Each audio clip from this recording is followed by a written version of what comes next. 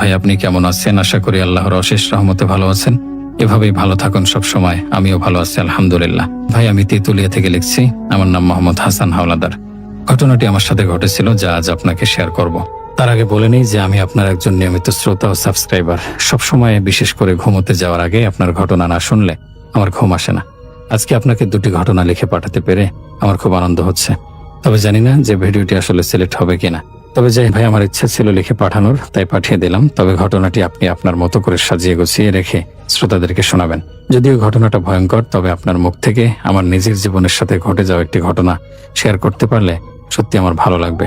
যাই হোক, আমি বেশি কথা না বাড়ি সোজা মূল ঘটনায় চলে যাই। ওই দিন যা হয়েছিল তা আপনাকে বলি। এই বিশাল লোহার বাক্সটা, মানে আমার ট্রাকটাকে নিয়ে রাস্তায় রাস্তায় ঘুরে বেড়াই আজ প্রায় 3 বছর হতে চলল। গ্রামের সাদামাটা জীবন ছেড়ে এই পেশায় এসেছিলাম শুধু দুটো মানুষের মুখের দিকে তাকিয়ে। আমার স্ত্রী মালা আর আমাদের 5 বছরের মেয়ে টুনি। ওদের একটা ভালো জীবন দেব, টুনির পড়াশোনার খরচ জোগাবো, মালার শখ আহ্লাদ পূরণ করব। এই স্বপ্নগুলো ছিল আমার জ্বালানি। এই স্টিয়ারিং হুইলটা যখন ধরি তখন শুধু একটা গাড়ির চালক থাকি না, হয়ে যায় একটা পরিবারের একমাত্র আশার আলো। দিনের পর দিন, রাতের পর রাত একা একা হাইওয়েতে কাটিয়েছি। প্রথম খুব কষ্ট হতো। বাড়ির জন্য মন কেমন করতো। টুনির মুখটা বারবার চোখের সামনে ভেসে উঠত। রাতের অন্ধকারে যখন চারপাশটা নিস্তব্ধ হয়ে যেত, ইঞ্জিনের একটানা ভো ভো শব্দ ছাড়া আর কিছুই শোনা যেত না, তখন বুকের ভেতরটা কেমন যেন ফাঁকা লাগতো। কিন্তু ধীরে ধীরে এই একাকিত্ব আমার সয়ে গিয়েছিল। আমি মনে মনে নিজেকে বুঝিয়েছিলাম এই ত্যাগটা ওদের জন্যই করছি। আমার মন মানসিকতা বরাবরই খুব বাস্তববাদী। অন্য ড্রাইভারদের মুখে কত ভৌতিক গল্প শুনেছি। কেউ দেখেছে রাতের রাস্তায় সাদা শাড়ি পরা নারী দাঁড়িয়ে আছে, কেউ শুনেছে বাচ্চার কান্নার আওয়াজ, আবার কেউ কেউ তো দাবি করে বসে যে তাদের ট্রাকে নাকি অশরীরী সহযাত্রী উঠেছে। আমি সব শুনে হাসতাম, ভাবতাম সারাদিনের ক্লান্তি আর এই একঘেয়ে জীবন এসবে মানুষের মাথায় অদ্ভুত সব কল্পনার জন্ম দেয়। আমার কাছে এই ট্রাকটাই ছিল আমার দুনিয়া। এর প্রতিটি নাট বল্টু, ইঞ্জিনের প্রতিটি শব্দ আমার চেনা। এর ক্যাবিনের ভেতর ডিজেলের গন্ধ, আমার ছেড়ে যাওয়া বেরির টুকরো আর পানের পিক ফেলার দাগ, সবকিছু নিয়ে এটা ছিল আমার দ্বিতীয় ঘর। আমি ভাবতাম এই লোহার তৈরি দুর্গে আমার আবার কিসের ভয়। বাইরের দুনিয়া থেকে এটা আমাকে সুরক্ষিত রাখে। বিপদ যদি আসে তবে তা হবে অন্য কোনো বেপরোয়া গাড়ি বা রাস্তার কোনো ডাকাত দল, কোনো অদৃশ্য শক্তি নয়। আমি জানতাম আমার সবচেয়ে বড় ভয় হলো সময় মতো মাল পৌঁছে দিতে না পারা, অথবা কোনো অ্যাক্সিডেন্টে পরিবারের স্বপ্নগুলোকে চুরমার করে দেয়া। এর বাইরে অন্য কোনো ভয়কে আমি কোনোদিন পাত্তা দেইনি। কিন্তু আমি জানতাম না আমার এই দৃঢ় বিশ্বাস আর বাস্তববাদী চিন্তা ভাবনার দেয়ালে খুব শীঘ্রই এমন এক ধাক্কা লাগতে চলেছে যা আমার পুরো অস্তিত্বকে নাড়িয়ে দেবে। আমি ভাবতেও পারিনি যে এই চেনা হাইওয়ে, এই বিশ্বস্ত ট্র্যাকটা একদিন আমার জন্য সবচেয়ে বড় আতঙ্কের কারণ হয়ে দাঁড়াবে। সেদিন ছিল আর 5টা সাধারণ দিনের মতোই। চট্টগ্রামের এক বড় ব্যবসায়ীর বাড়ির কিছু পুরনো আসবাবপত্র আর ঘরোয়া জিনিসপত্র নিয়ে আমাকে যেতে হবে খুলনার দিকে। কাজটা বেশ ভালো ছিল, ভাড়াও পেয়েছিলাম মনের মতো। মালের মালিক ভদ্রলোক বেশ অমায়িক। মাল তোলার সময় বারবার বলেছিলেন, রতন ভাই, সাবধানে নিয়ে যাবেন। এগুলো শুধু জিনিসপত্র নয়, আমাদের অনেক স্মৃতি জড়িয়ে আছে এর সাথে। আমি তাকে ভরসা দিয়েছিলাম, আপনি একদম চিন্তা করবেন না, আপনার জিনিস আমার কাছে আমানত। দুপুর নাগাদ মাল তোলা শেষ হলো। আমি টুনি আর মালার সাথে ফোনে কথা বলে নিলাম। টুনির আবদার ছিল ফেরার সময় ওর জন্য একটা বড় দেখে লাল রঙের গাড়ি নিয়ে আসতে হবে।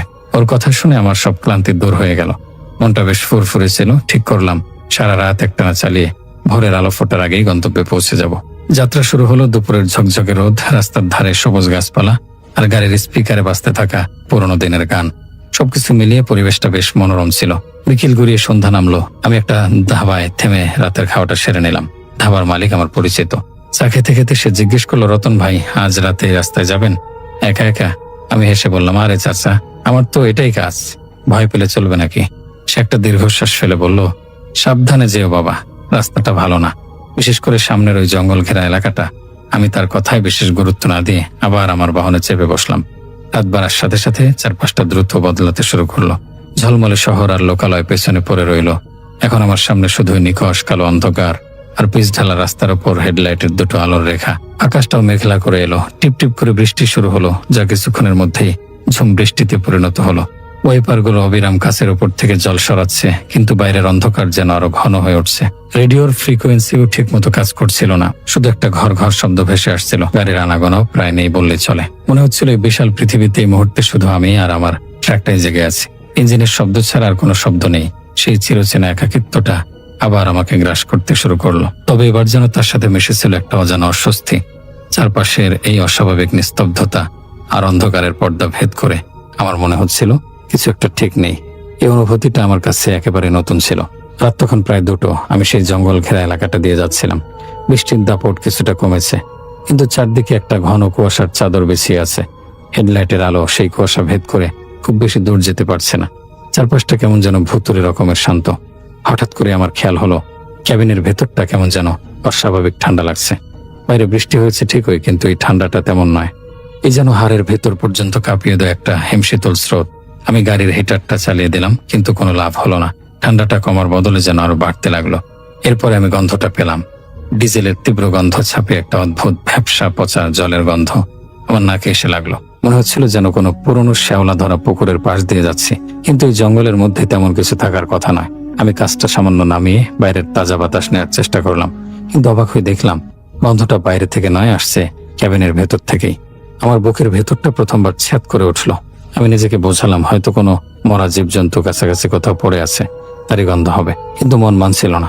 আমি গানটা আরো জোরে চালিয়ে দিলাম, নিজের মনোযোগ অন্যদিকে ঘোরানোর জন্য। ঠিক তখনই একটা ঘটনা ঘটলো।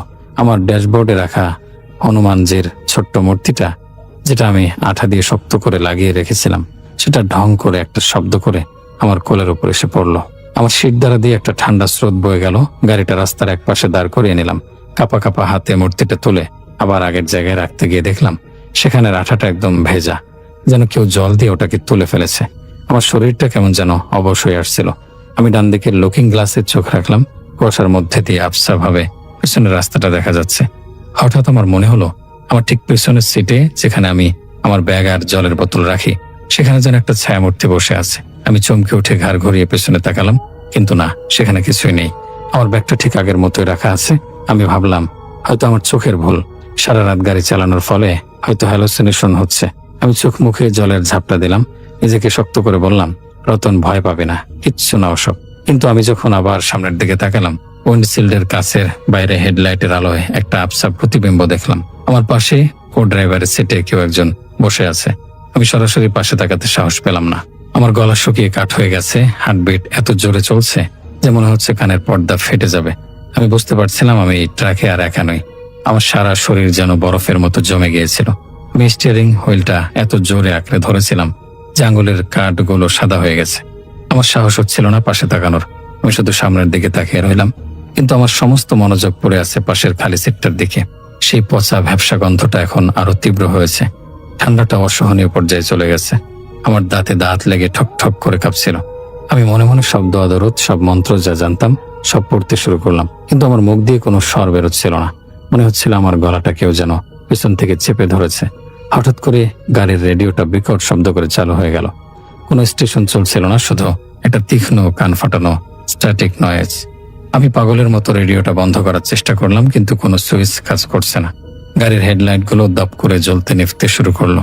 এই আলো আধারের খেলায় আমি স্পষ্ট বুঝতে পারছিলাম আমার পাশের ছায়ামূর্তিটা আরো ঘন হচ্ছে। একটা হিমশীতল অনুভূতি আমার ডান কাঁধে এসে ঠেকলো, যেন কেউ বরফের মতো ঠান্ডা ভেজা একটা হাত আমার কাঁধে রেখেছে। সেই স্পর্শে আমার পুরো শরীর জুড়ে যেন বিদ্যুৎ খেলে গেল। আমি আর নিজেকে ধরে রাখতে পারলাম না। প্রচন্ড ভয় আর আতঙ্কে চিৎকার করার জন্য মুখ খুললাম, কিন্তু একটা গঙ্গানির মতো শব্দ ছাড়া আর কিছুই বের হলো না। আমি বাধ্য হলাম পাশে তাকাতে।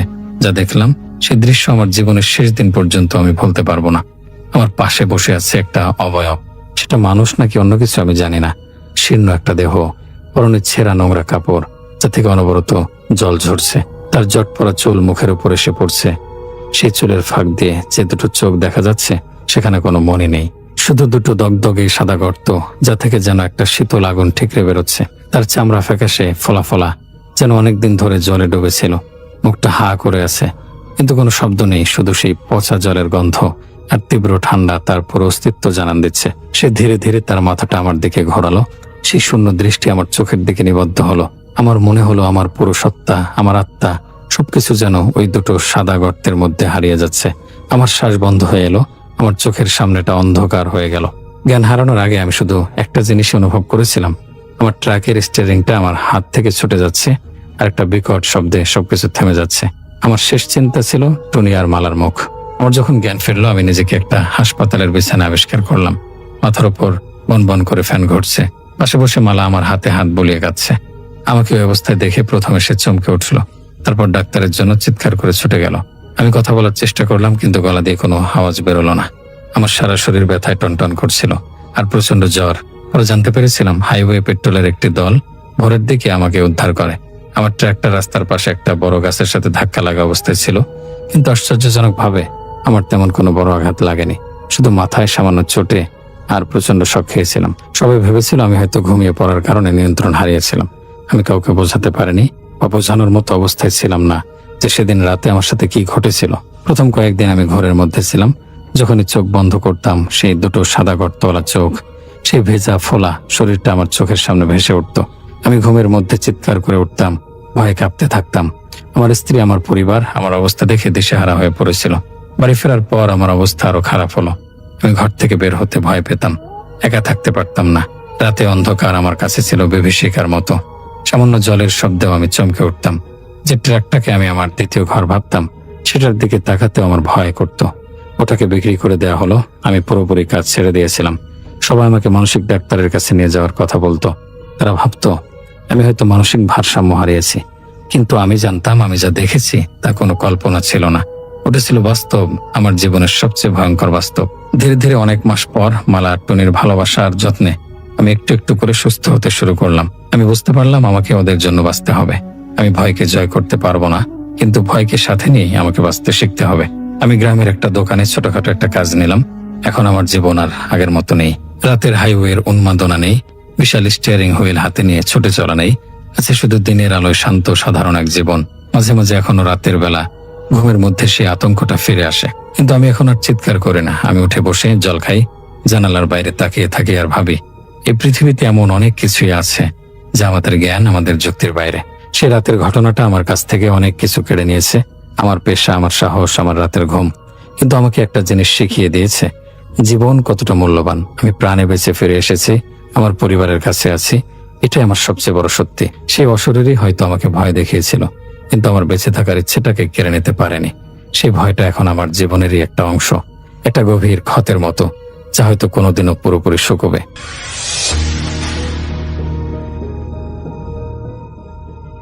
প্রথম যে ঘটনাটি আপনাদের সাথে শেয়ার করতে যাচ্ছি, এই ঘটনাটি আমরা যার কাছ থেকে পেয়েছি, ওনার কাছ থেকে আরো বেশ কিছু ঘটনা আমরা পেয়েছিলাম, সেগুলো আমরা প্রচারও করেছি।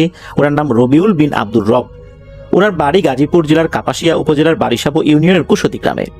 এই তো অল্প কিছুদিন আগেই ওনার এক সহকর্মী, যার নাম হচ্ছে মোহাম্মদ ফয়সাল মুন্সি, যার বাড়ি কুমিল্লা জেলার তিতাস উপজেলার করিকান্দি ইউনিয়নে। তো ওনার ঘটনা কিন্তু এই রবিউল ভাই আমাদেরকে পাঠিয়েছিলেন। সেখানে ওনার চাচার সাথে ঘটে যাওয়া তিনটি ঘটনা, ছোট ছোট তিনটি ঘটনা একত্রে আমরা শেয়ার করেছিলাম।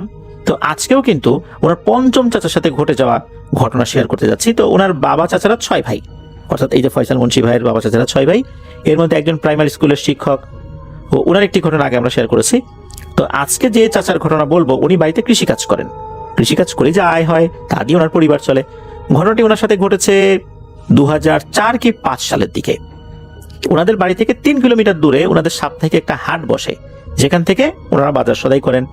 সপ্তাহে 2 দিন এই হাটটা বসে, কিন্তু এমনিতে স্বাভাবিকভাবেই সবকিছু পাওয়া যায় আর কি প্রতিদিনই ওই বাজারে। তো প্রত্যেক সপ্তাহের মতোই একদিন ওনার চাচা কৃষিকাজ শেষ করে বাজারে যাওয়ার জন্য বিকেলবেলা বাজারের উদ্দেশ্যে রওনা দিয়েছেন। ওনাদের বাড়ি থেকে বাজারে যাওয়ার রাস্তাটার কিছুটা বর্ণনা দিয়ে রাখি ঘটনাটা বোঝার জন্য। ওনাদের বাড়ির সামনে দিয়ে মেইন রোড চলে গেছে, যেটা দিয়ে সোজা 3 কিলোমিটার দূরেই রাস্তার পাশে বাজারটা অবস্থিত। ওনাদের বাড়ি থেকে পুকুর, ডোবা, বিল এইগুলো কিন্তু একটু রওনা দিলেই দেখা যায় আর কি। বাড়ি থেকে বের হয়ে মেইন রোড দিয়ে সামনে কিছুক্ষণ আগানোর পর একটি পুকুর আর 2টি তাল গাছ পড়ে। সেখান থেকে আরো সামনে গেলে রাস্তার এক পাশে একটি বড় জঙ্গল পড়ে এবং রাস্তার অন্য পাশে একটি কবরস্থান। কবরস্থান থেকে আরেকটু সামনে এগিয়ে গেলেই একটি পুকুর পড়ে, মাঝারি আকারের আর কি। সেখান থেকে হেঁটে আরেকটু সামনে গেলে একটি ব্রিজ পড়ে। ব্রিজ পার হয়ে কিছুটা সামনে আগানোর পরেই বাজার অবস্থিত। এই ব্রিজটা হওয়ার আগে বর্ষাকালে সেখানে একটা সাঁকো থাকতো, আর শীতের সময় তো ওখানে পানি থাকতো না, শুকনাই থাকতো। তো এটাই হলো মোটামুটি ওই জায়গার বিবরণ। এখন ঘটনায় আসি। তো সেদিন এই রবিউল ভাইয়ের চাচা বাজারে যাবার পর মাছ, তরি তরকারি সহ নিত্য প্রয়োজনীয় বাজার সদাই করে পরিচিত অনেকের সাথে দেখা সাক্ষাৎ কথাবার্তা বলে সন্ধ্যার দিকে বাড়ির উদ্দেশ্যে রওনা দিয়েছেন। এখানে একটা কথা বলে রাখা ভালো, সেটা হচ্ছে ওনাদের গ্রামের বেশিরভাগ লোক কিন্তু হেঁটেই বাজার আসা যাওয়া করে। ওই সময় অনেকের সাইকেল থাকলেও চাচা কিন্তু হেঁটেই আসা যাওয়া করতেন। তো চাচা যখন বাজার থেকে রওনা দিয়েছেন তখন মাগরিবের আজান হয়ে গেছে। বাইরে হালকা আলো থাকলেও অন্ধকার খুব দ্রুতই যেন সেই আলোকে অদৃশ্য করে দিচ্ছে। চাচা বাজার থেকে একাই আসছিলেন। চাচা যখন ব্রিজ পার হয়ে সেই কবরস্থানের পাশে আসলেন, তখন এক লোক চাচাকে পেছন থেকে তার নাম ধরে ডেকে ওঠে, কিরে বাজার থেকে ফিরলি নাকি? একদম স্বাভাবিকভাবে ডাক দিয়েছে। চাচা তখন ভাবে হয়তো বা এলাকার কোনো মানুষ হবে। তখন এমন আলো ছিল যে মানুষের আকৃতিটা বোঝা গেল, সামনে আসলে কে দাঁড়িয়ে আছে ঠিক ওইভাবে চেহারাটা বোঝা যাচ্ছে না। তো সেই মানুষটা আবারও জিজ্ঞেস করলো, বাজার থেকে কি কি আনলি রে? চাচা তখন বললেন যে সবকিছু এনেছি, মাছ, তরি তরকারি ইত্যাদি ইত্যাদি। সে মানুষটা চাচার সাথে হেঁটে যাচ্ছে আর কথা বলছে স্বাভাবিকভাবে। সে মানুষটা তখন চাচাকে উদ্দেশ্য করে বলল, যাক ভালো করেছিস, এখন একটা কাজ করে ফেল তো ঝটপট, তোর বাজারগুলো আমাকে দিয়ে যা। চাচা তখন বিরক্ত হয়ে বলতেছেন, কি রে বেটা, তুই কি আমার সাথে ফাজলামি করতেছিস নাকি? বাজার দিয়ে দেবো মানে? তখন সেই মানুষটি বলে, তুই যা ভাবার ভাবতে পারিস, কিন্তু বাজারগুলো আমাকে দিয়ে যা। চাচা ভাবলেন হয়তো এই লোকটা তার বন্ধু মহলের কেউ হবে যে তার সাথে দুষ্টমি করছে। চাচা কিন্তু তার কণ্ঠ চিনতে পারছিলেন না। তখন চাচা ওই ব্যক্তিকে উদ্দেশ্য করে আবার মজা করে বলেন, ঠিক আছে, তুই যদি পারিস তাহলে আমার হাত থেকে বাজারের ব্যাগটা নিয়ে দেখা। তখন সেই মানুষটা বলে উঠলো, আরে এটা আমার জন্য কোনো ব্যাপার হলো নাকি? তুই অনুমতি দিলি তো? বলে হ্যাঁ দিলাম। যেই না বলছে হ্যাঁ দিলাম, এর পরপরই ওই লোকটা একটা ছো মেরে চাচার হাত থেকে বাজারের ব্যাগটা নিয়ে নিল। এরপর দৌড় শুরু করলো। চাচাও তো পেছন দিক থেকে দৌড় শুরু করলেন আর বলতে লাগলেন, এই কিরি, বাজারের ব্যাগ নিয়ে কোথায় যাস? লোকটি তখন আর কোনো কথা না বলে একটু দৌড়ে একটা কাজ করে বসে, সেটা হচ্ছে একটা গাছে মনে হচ্ছে সে হেঁটে উঠে গেল। গাছটি কিন্তু খুব বেশি বড় না, মাঝারি আকৃতির। সে উঠে একটা ডালের উপর বসলো। এদিকে সে যে হেঁটে উঠে গেছে এই বিষয়টা কিন্তু চাচা দেখলেও তার মাথায় ওইভাবে আসেনি। অন্ধকারের ভিতর তো উনি ভালো করে বুঝতে পারেননি ওই সময়ের মতো আর কি। সে একটা ডালের আগায় বসে বলতেছে, কিরে দেখলি, তোর থেকে ব্যাগ নিয়ে এলাম, তুই কিন্তু আর কিছুই করতে পারবি না, তুই এখন আর কিছুই পাবি না, যা বাড়ি চলে যা। চাচা তো ভেবেছিলেন যে এই লোকটা মনে হয় তার সাথে দুষ্টামি করছে, কিন্তু এখন যখন দেখলেন এই ব্যাগ নিয়ে গাছের আগায় চলে গেছে, চাচার মেজাজটা গরম হয়ে গেল। সারাদিন কাজ করে বাজারে গিয়ে বাজার করার পর এরকম দুষ্টমি কি সহ্য করা যায়? এটা কি ফাজলামির কোনো জিনিস? চাচা কিন্তু তখনও ভাবছিলেন এটা ওনার পরিচিত বন্ধুই হবে হয়তো। তো যাই হোক, চাচা তখন কি করেছেন, গাছে ওঠা শুরু করেছেন। চাচাও কিন্তু প্রচন্ড সাহসী একজন মানুষ। যেহেতু গাছটা বেশি বড় ছিল না, তাই ওনার কোনো সমস্যা হয়নি। গাছে ওঠার পর চাচা বলতে লাগলেন, ভালোই ভালোই ব্যাগটা দিয়ে দে, নয়তো তোর সাথে কিন্তু আমি এখন খুব খারাপ আচরণ শুরু করব। তখন ওই মানুষটা বলতে লাগলো, তুই যা করার কর, আমি আজকে তোকে বাজারের ব্যাগ দিচ্ছি না। চাচা যখন তার কাছ থেকে ব্যাগটা নেওয়ার জন্য চেষ্টা করতেছিলেন, কিন্তু কোনো মতেই সেই ব্যাগটা দিচ্ছিল না, এমন মুহূর্তে কথায় কথায় তার সাথে হাতাহাতি বেঁধে যায় ওই গাছের উপরেই। তো চাচা দেখলেন তার সাথে গাছের উপরে একটা জোর করা যাচ্ছে না। সে কোনো কিছুই ধরে নাই, কিন্তু তার শরীরে অনেক জোর। গাছে কিন্তু কেউ যদি বসে থাকে, শরীরের শক্তিটা বেশি করে কাজে লাগানোর জন্য একটা ডাল অন্তত ধরে রাখতে হয়। কিন্তু চাচা তো এক হাত দিয়ে একটা ডাল ধরে রেখে তার সাথে ওই বাজারের ব্যাগটা নেওয়ার জন্য টানা হেঁচড়া করছেন। তখন চাচা একটা বুদ্ধি করেন, সে খপ করে ওই লোকটার পা ধরে ফেলেন। এরপর পা ধরে টানতে টানতে গাছ থেকে নিচে নিয়ে আসার চেষ্টা করছেন। নিচে নিয়েও উনি আসেন। গাছ থেকে নামার পর ওই মানুষটা চাচাকে উদ্দেশ্য করে গালিগালাজ শুরু করে। চাচার মেজাজটা তখন প্রচন্ড রকমের গরম হয়ে যায়, শুরু হয় দুজনের মধ্যে মারামারি। চাচা বলতে থাকেন, কষ্ট করে বাজার করে আনলাম আর তুই আমার কাছ থেকে আমার বাজার ছিনতাই করবি? আমি ভেবেছিলাম তুই আমার কোনো বন্ধু হবি, এখন তো দেখতেছি তুই একটা ছিনতাইকারী। সেই মানুষটা বলতেছে, তুই আমাকে যাই বলিস না কেন, আজকে তোর ব্যাগ আমি তোকে ফেরত দেব না, আমার প্রচন্ড ক্ষুধা, আমি এগুলো সব খেয়ে ফেলবো। তখন চাচা যে এইটা অন্য কোনো কিছু, এটাও কিন্তু বুঝতে পারে নাই। চাচা কিন্তু স্বাভাবিকভাবে নিয়ে যাচ্ছেন সবকিছু। এই লোকটা ছিনতাইকারী এরকমই মনে করতেছেন। উনি মনে করছেন এটা স্বাভাবিক মানুষ, তবে দুষ্ট প্রকৃতির মানুষ এই আর কি। তো যখনই চাচা ব্যাগটার দিকে হাত দেয়, তখনই ওই মানুষটা চাচাকে ওই চাচার হাতে কিল থাপ্পড় ঘুষি দিতে থাকে। চাচাও তখন ওইটাকে মারতে থাকেন। তখন পর্যন্ত মারপিটটা ছিল স্বাভাবিক মারপিট। এক পর্যায়ে চাচা দেখতে পেলেন সেই মানুষটা স্বাভাবিকভাবে এটা দেবে না, এরকম হালকা পাতলা মারপিটে তার সাথে কাজ হবে না। তখন পাশ থেকে একটা মোটা শুকনো গাছের ডাল এনে খুব রাগান্বিত হয়ে ওই শুকনো ডালটা দুই হাত দিয়ে শক্ত করে ধরে খুব জোরে তার উপর একটা আঘাত বসিয়ে দেয়। আশ্চর্যের বিষয় হচ্ছে সেই আঘাতটা তার শরীরে লাগেনি, মনে হচ্ছে কোনো একটা হাওয়ার উপরে গিয়ে পড়েছে। আর সেই আঘাতটাই ঘুরে গিয়ে চাচার পায়ে লেগেছে। সেই আঘাতে চাচা প্রচন্ড পরিমাণে ব্যথা পান। মনে হচ্ছিল চাচা যত জোরে শুকনো ডালটা ঘুরিয়েছেন তার থেকেও বেশি জোরে চাচার পায়ে এসে ওই ডালটা পড়েছে। চাচা তো অবাক হয়ে যান, ব্যাপার কি, আঘাত করলাম তাকে, কিন্তু হাওয়ায় মিলিয়ে গেল ওই আঘাত, ঘুরে এসে লাগলো আমারই পায়ে। চাচা আবারও তাকে আঘাত করলেন, কিন্তু এবারও মনে হলো তিনি একটা বাতাসকে আঘাত করেছেন। আশ্চর্যজনকভাবে সেই আঘাতও তো চাচার শরীরে এসে আঘাত এনেছে, সে আগের স্থানে ঠিক একই জায়গায়। সেই মুহূর্তে ওই মানুষরূপী অবয়বটা বলে ওঠে, কিরে, তুই কি এখনো আমাকে চিনতে পারিস না? আমি কে? তোর কত বড় সাহস, তুই আমার সাথে সামান্য কিছু মাছ তরকারির জন্য মারামারি করতেছিস? চাচা তখন বুঝতে পারলেন এটা স্বাভাবিক কোনো মানুষ না, কিন্তু চাচার মেজাজ এমন গরম হয়েছিল যে মানুষ হোক আর জিনভূত হোক, বাজার ওনাকে উদ্ধার করতেই হবে।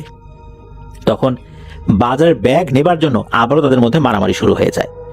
চাচা যখন হাত দিয়ে মারেন তখন মনে হচ্ছে ওই জিনিসটা শরীরে গিয়ে লাগছে, কিন্তু যখন একটু আগে লাঠি দিয়ে মারছিলেন তখন আঘাতগুলো চাচার নিজের শরীরেই ফেরত আসছিল।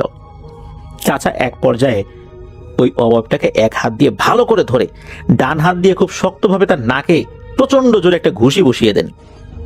সাথে সাথে সেই অবয়বটা প্রচন্ড জোরে একটা চিৎকার করে ওঠে, মনে হলো সে খুব ব্যথা পেয়েছে। আর এতক্ষণ যে স্বাভাবিক মানুষের মতো কথা বলছিল সেটা বলতে পারছে না। চাচা খেয়াল করলো সে ওই যে চিকা যেরকম চি চি শব্দ করে ওইরকম আর্তনাদ করছে, আর মুহূর্তের মধ্যেই ধোয়ার আকৃতি হয়ে সেখান থেকে সে ভ্যানিশ হয়ে গেল। চাচা যখন সামনে এভাবে একটা বিকট চিৎকার করে অদৃশ্য হয়ে যাওয়া দেখলেন এই জিনিসটাকে, উনি তখন বেশ ভয় পেয়ে যান। তখন বাজার ব্যাগ সেখানে ফেলে রেখে বাড়ির দিকে দিয়েছেন এক দৌড়। চাচা যখন দৌড় দিয়েছেন তখন উনি বুঝতে পারলেন যে একটু আগে যে আঘাত চাচার পায়ে এসে 2 বার লেগেছিল সেটা মোটামুটি ভালোভাবেই লেগেছে। চাচা কিন্তু খুঁড়িয়ে খুঁড়িয়ে দৌড়াচ্ছেন, স্বাভাবিকভাবে দৌড়াতে পারছেন না, তবুও তিনি ওভাবেই দৌড়াতে দৌড়াতে বাড়িতে চলে আসেন। বাড়িতে আসার পর সবাই যখন চাচার এই অবস্থা দেখেন, জানতে চান কি হয়েছে, তখন চাচা সবকিছু খুলে বলেন। এরপর উনি ওনার এক পরিবারের সদস্যকে নিয়ে জঙ্গলের পাশ থেকে বাজারের ব্যাগটি আনতে যান এবং গিয়ে দেখেন গাছের নিচেই সেখানেই ব্যাগটি পড়ে আছে। চাচা সাথে করে বাজারের ব্যাগ নিয়ে বাড়িতে আসেন। সেদিন রাতে চাচার সাথে আর কিছু হয় না। পরের দিন চাচার শরীরে প্রচন্ড রকমের জ্বর আসে, সাথে পায়ের প্রচন্ড ব্যথা, আর পাটা ফুলে প্রচন্ড আকার ধারণ করে। চাচা দেখতে পান পায়ের যে অংশে গিয়ে বাড়ি লেগেছে সেখানকার রক ফুলে একদম কালো হয়ে গেছে। চাচা ডাক্তারের কাছে যান, স্বাভাবিক ট্রিটমেন্ট নিয়েছেন, কিন্তু কাজ হচ্ছিল না। জ্বর সারলেও ব্যথা কোনোভাবেই কমছিল না। পরবর্তীতে এক হুজুরের কাছে উনি যান, হুজুরকে সমস্ত ঘটনা বিস্তারিতভাবে ভেঙে বলেন। এরপর হুজুর ওনার কিছু সোর্সের মাধ্যমে আসলে কি হয়েছিল সেটা জানার চেষ্টা করেন। এরপর হুজুর বলেন যে যেই জিনিসটা ওনার মুখোমুখি হয়েছিল এটা ভয়ঙ্কর প্রকৃতির একটা জিন, কিন্তু সে ভয় না দেখিয়ে চেয়েছিল স্বাভাবিকভাবে চাচার কাছ থেকে মাছগুলো ছিনিয়ে নিতে। কিন্তু চাচা যেন বুঝতেই না পারে এমন একটা কাজ করলেও চাচা একটা পর্যায়ে সে বুঝতে পেরেছিলেন, তারপরও কিন্তু ওইটার উপর উনি চড়াও হয়েছিলেন আর কি। আর ওই জিনিসটা কিন্তু চেয়েছিল যে শুধু মাছ না নিয়ে যদি বাজারের ব্যাগটা নিয়ে নেওয়া হয়, চাচা হয়তো ভয় পাবেন না, অন্যরকম কিছু মনে করবেন। শুধু মাছ চাইলে তো ভয় পেতে পারেন, এই জন্য কিন্তু পুরোটাই নিয়ে নেওয়ার চেষ্টা করেছিল। উদ্দেশ্য ছিল চাচা যেন ভয় না পান, কিন্তু চাচা কোনোভাবেই ব্যাগটা তাকে দিচ্ছিল না। এরপর চাচার সাথে সেও যেরকম বাজে ব্যবহার করেছে চাচাও শেষ পর্যন্ত করেছে, একে অন্যকে আঘাত করেছে। চাচা আঘাত করেছেন, ঘুষি মেরেছেন। একটা পর্যায়ে চাচাও মারাত্মকভাবে আহত হয়েছেন, আর ওই জিনটাও মারাত্মকভাবে আহত হয়েছে। তবে ওই সময় চাচাকে সে কোনো ধরনের ওই রকম ক্ষতি না করলেও চাচার উপর এমন একটা প্রভাব ফেলে রেখে গেছে যেটা আর কখনোই ভালো হবে না। হুজুর ওনার মতো করে ঝাড়ফুঁক করে দেন, কিন্তু এতে কোনো কাজ হচ্ছিল না। মনে হচ্ছিল পায়ের ব্যথা দিন দিন বেড়েই চলছে। পায়ের ব্যথা এমন অসহ্য রকমের হয়ে যাচ্ছিল চাচা রাত্রে ঘুমাতেই পারতেন না। পরবর্তীতে বেশ বড় একটা মেডিকেলে উনি যান চিকিৎসা নেওয়ার জন্য। ডাক্তার পায়ের অবস্থা দেখে বললেন যে পায়ের যেখানে আঘাত লেগেছে সেই জায়গায় ইনফেকশন হয়ে গেছে, দ্রুত এই পাটা কেটে ফেলা লাগতে পারে, এমন একটা সন্দেহ করলেন ডাক্তার। এরপর চাচা ডাক্তারি ট্রিটমেন্টের পাশাপাশি বিভিন্ন হুজুরের কাছ থেকে পানি পড়া, তেল পড়া এগুলো ব্যবহার করতে থাকেন।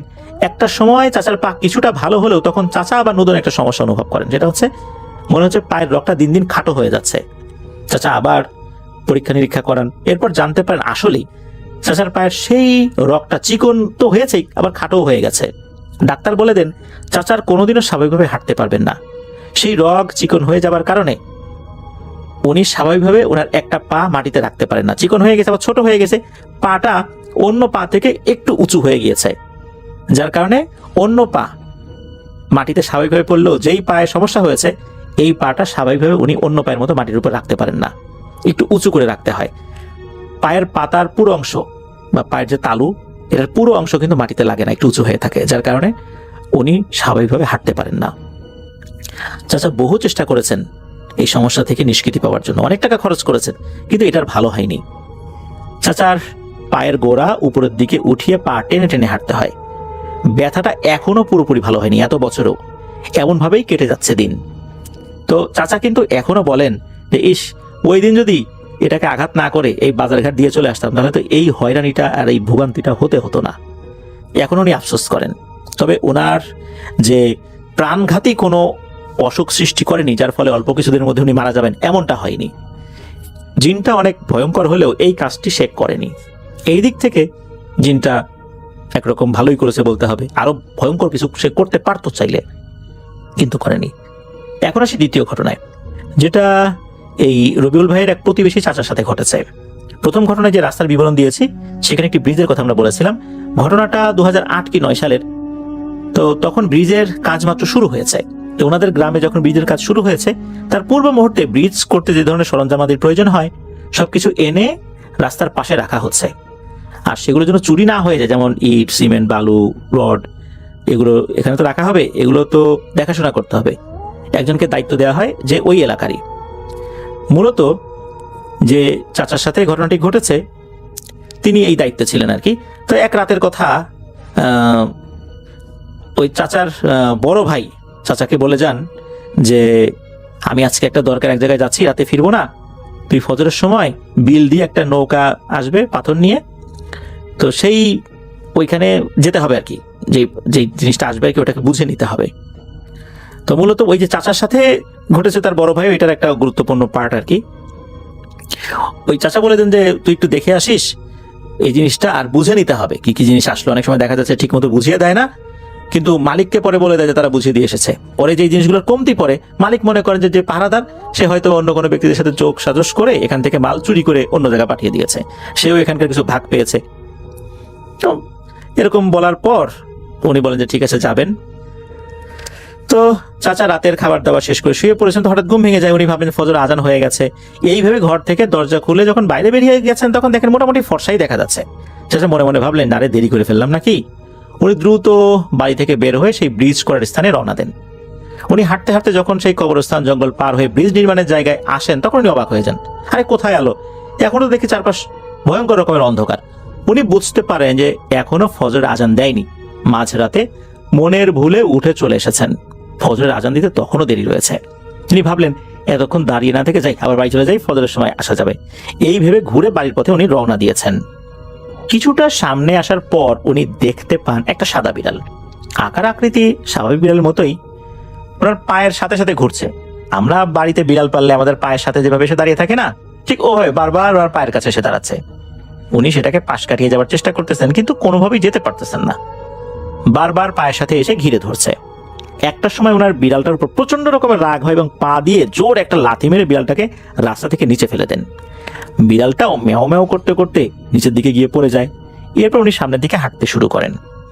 কিছুটা সামনে আগাতেই সেই কবরস্থানের পাশে উনি চলে আসেন। কবরস্থানের পাশেই রাস্তা থেকে নেমে নিচের দিকে একটা ডোবা ছিল। রাস্তায় হাঁটার সময় ওনার কাছে মনে হলো একটা হালকা বাতাস আসলো। হঠাৎ করেই সেই বাতাসের ভেতর থেকে অদৃশ্য একটা হাত ওনাকে ধাক্কা মেরে রাস্তা থেকে সেই ডোবার মধ্যে ফেলে দিল। উনি ছিটকে গিয়ে সেই ডোবাতে পড়লেন। ডোবার পানিতে পড়ার পর উনি তো বেশ চমকে ওঠেন, আরে ব্যাপারটা কি, আমাকে কিসে ধাক্কা দিয়ে নিচে ফেলে দিল। ভয়ও পেয়ে যান ওই চাচা।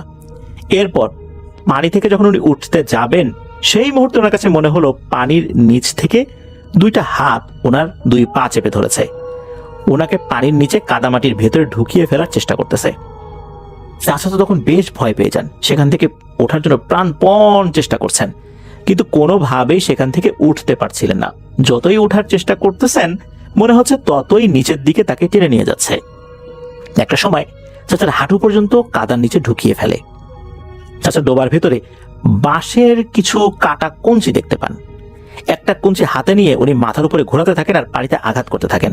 একটা সময় মনে হলো ওনার পা, যেই পা দুটো কাদা মাটির নিচে অনেকটা ঢুকিয়ে ফেলেছে, নিচ থেকে ছেড়ে দিয়েছে। উনি তখন দৌড়ে ডোবা থেকে উঠতে যাবেন, এমন সময় ওনাকে আবার পানির নিচ থেকে বা কাদার নিচ থেকে টেনে ধরে। উনি প্রাণপণ চেষ্টা করে যাচ্ছেন উপরে ওঠার জন্য কিন্তু কোনোভাবেই আর উপরে উঠতে পারছেন না। আবার যখন এই কঞ্চি দিয়ে পানিতে কয়েকটা আঘাত করেন তখন আবার ছেড়ে দেয়, কিন্তু যখন আঘাত বন্ধ করেন তখনই আবার চেপে ধরে। এভাবে সময় যাচ্ছিল। একটা সময় চাচা অনেক ক্লান্ত হয়ে যান, তখন ভাবছিলেন হয়তো ওনাকে আর ছাড়বে না, মেরেই ফেলে দেবে, উনি আজকের বাড়িতে বেঁচে ফিরতে পারবেন না। দোয়াদুরুদ যা জানতেন তখন মনে হচ্ছিল সব ভুলে গেছেন। চাচার পা ধরে কোনো কিছু একটা নিচের দিকে টানে, আবার চাচা বারবার উপরের দিকে ওঠার চেষ্টা করেন। এমন করতে করতে একটা সময় দূর থেকে ফজরের আজানের ধ্বনি ভেসে আসে। তখন চাচার কাছে মনে হলো ওই কাদার নিচ থেকে ওই জিনিসটা, যে জিনিসটা চাচাকে টেনে ধরে রেখেছিল, সেটা ছেড়ে দিয়েছে। এটা ভেবেই চাচা আবারও উপরে ওঠার চেষ্টা করেন, তবে এইবার আল্লাহর রহমতে উনি উপরে উঠতে সক্ষম হন। উপরে উঠেই চাচা দৌড় শুরু করেন। দৌড়ানোর সময় উনি পেছন থেকে কোনো কিছুর শব্দ পাচ্ছিলেন, মনে হচ্ছে ওনার পিছু পিছু কোনো একটা জিনিস একই রকম ভাবে আসছে, তবে উনি ভয়ে পেছন দিকে তাকাননি। প্রাণপণ দৌড়াতে দৌড়াতে উনি বাড়িতে আসেন। ওনার ঘরের বেড়া ছিল বাঁশের তৈরি, অর্থাৎ বাঁশের যে চাটাই বলি, ওই চাটাইয়ের আর কি। উনি এতটা জোরে দৌড়ে আসছিলেন যে ঘরের বেড়া ভেঙে ঘরের ভিতরে আর কি ভেঙে চলে ঢুকে পড়ছেন। বেড়া ভাঙার শব্দে ওনার বাড়ির সবাই তো ঘুম থেকে উঠে যায়। তারা মনে করছেন যে ডাকাত আসছে মনে হয়। পরে দেখা গেল যে চাচা, পরিবারের সদস্যরা জিজ্ঞেস করেন যে কি হয়েছে, তখন চাচা সব কথা খুলে বলেন উনি কিভাবে এই মাঝরাতে জিনের ফাঁদে পড়ে গিয়েছিলেন। এগুলো এমন টাইপের, এই খুনি টাইপের ভুলো যে এরা যদি একবার ধরে মেরেই ফেলে। যাই হোক, ওনাকে গোসল করিয়ে ঘরে নিয়ে যাওয়া হয়। এরপর কয়েকদিন একটানা প্রচন্ড পরিমাণ জ্বর ছিল, তবে ফার্মেসি থেকে কিছু ওষুধ এনে খাওয়ানোর পর আল্লাহর রহমতে উনি সুস্থ হয়ে যান। এটা নিয়ে ওনাকে কোনো ঝাড়ফুঁকো করতে হয়নি, কিছু হয়নি। তো এটি ছিল ঘটনা।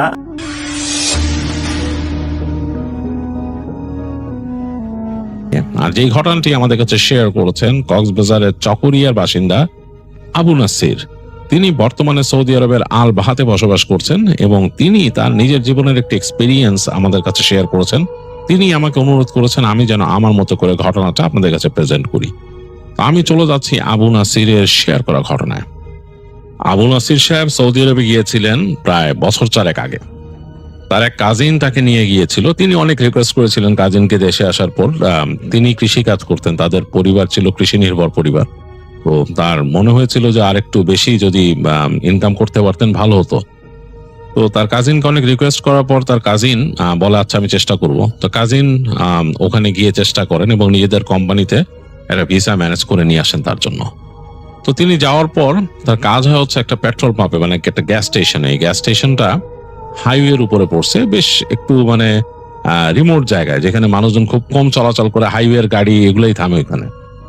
তো ওইখানে যাওয়ার পরে আবু নাসির সাহেব দেখলেন যে ওইখানে আরো 3 জন বাঙালি ভাই কাজ করেন, কিন্তু তারা তার সাথে কেন জানি একটু অন্যরকম ব্যবহার করা শুরু করলেন।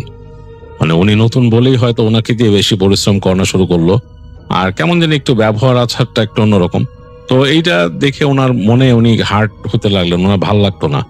তো উনি ওনার কাজিনের সাথে কথা বলতেন যে আমি এখানে এরকম ভাবে আসি, ভাল লাগে না, হ্যাঁ তুই পারলে আমার জন্য অন্য একটা ব্যবস্থা কর। তো কাজিন বলতেন যে আপনি একটু কষ্ট করে থাকেন, দেখি কি করা যায়, কারণ তাদের তো মালিক একজনই, যদি তার অন্য কোনো প্রতিষ্ঠান নিতে পারে মালিক তাকে। তো এরকম ভাবে তাকে বুঝাইতো। আবু নাসির সাহেব কাজ করতেন এবং মন দিয়ে, এবং তা দেখা যেত যে তার একটু কাজে সমস্যা হলেই অন্যরা তার সাথে একটু অন্যরকম আচরণ করতে আরো বেশি। তো এরকম কষ্ট করতেছিলেন তিনি।